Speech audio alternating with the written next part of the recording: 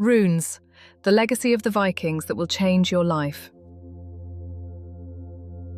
In this video, I will open the doors to the hidden side of Scotland.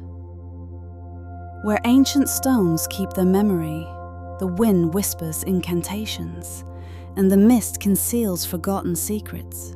We will touch upon the esoteric spirit of these lands, and in the end, I will cast the runes to discover the sign left for us by the forces of fate. In Scotland, the tradition of magic and witchcraft is very strong, and here it is not just legends about witches, but an entire layer of history.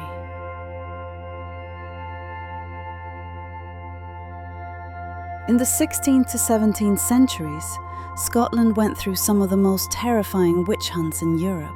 One of the most infamous was the North Berwick trials in the 1590s, where dozens of people were accused of using sorcery to raise storms and drown King James VI, the future King James I of England. In small villages and on the islands, belief in wise women and healers endured for a very long time, lasting well into the 19th century.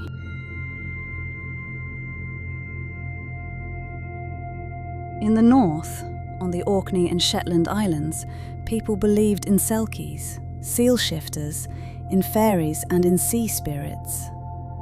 In the villages of the Highlands, magic was tied to stones, patterns, prayers and herbs. Healers were often not seen as evil. They cured the sick, helped with harvests, and protected against the evil eye.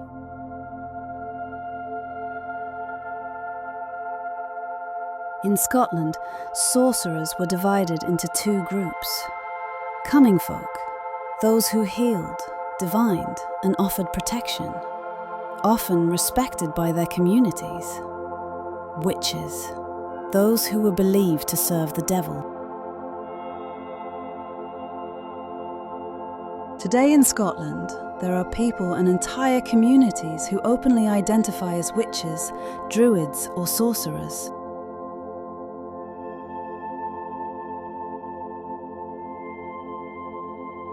In the 20th century, the Wicca movement emerged in Britain, a form of modern paganism inspired by ancient traditions.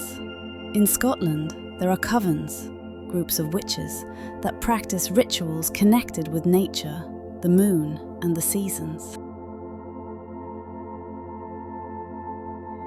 Many call themselves hedge witches, solitary witches, or green witches, herbal witches, practicing with herbs, tarot, runes, and astrology. This is not hidden but often openly promoted. There are even witchcraft supply shops, candles, stones, herbs, in Edinburgh and Glasgow. Every year in Edinburgh, the Beltane Fire Festival takes place, a celebration of Celtic spring with fire, masks, and shamanic rituals. In villages, one can still find cunning folk in a new form: healers, fortune tellers, tarot readers, and energy workers.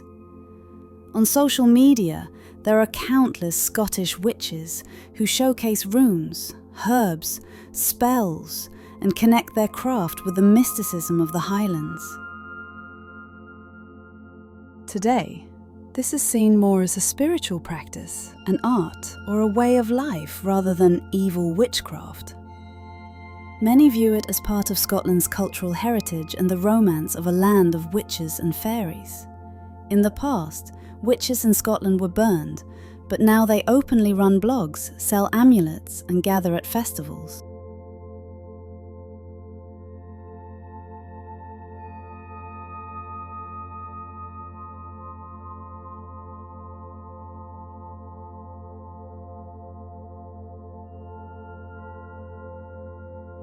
Runes are first of all an alphabet, a writing system used by the Germanic and Scandinavian peoples, but they were never just letters.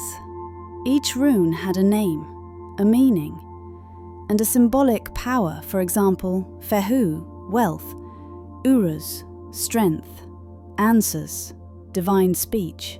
They were used not only for writing, but also for divination and sacred rituals.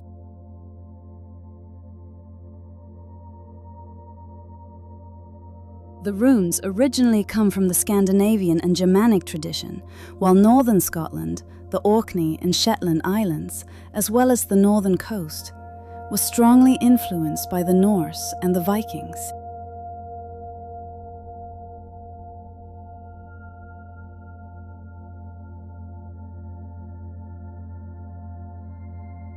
Runes were used for protective amulets, curses, healing, and luck in battle. This can be called witchcraft, because through these symbols a person sought to influence reality.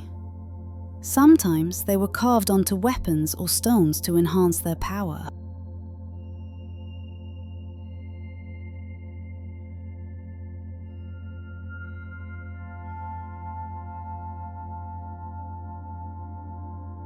Runes are neither good nor evil in themselves. They are a tool, like fire or a knife. They can warm or they can burn. Everything depends on how a person uses them. For some, they were a blessing, luck, protection. For others, a curse.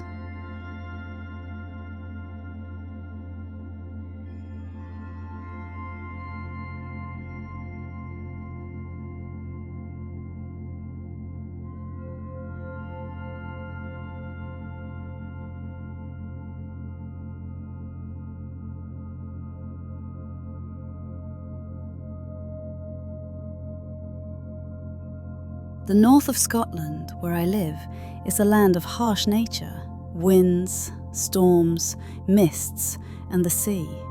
These conditions perfectly reflect the atmosphere of the runes, an ancient tool connected with the forces of nature, fate, and the gods.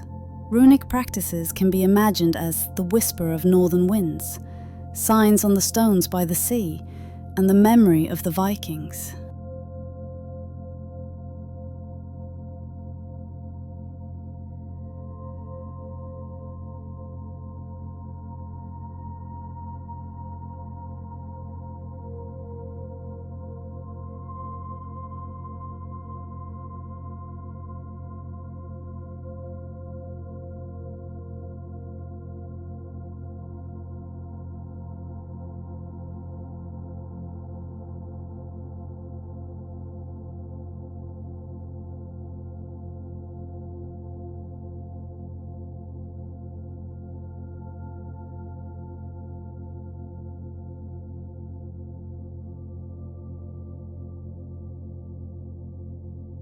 And so, at the end of this journey, I cast the runes upon the ruins of the old castle.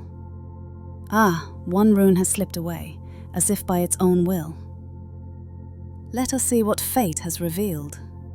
It is Rido, the rune of the road, of journeys and new beginnings, of change in the order of things.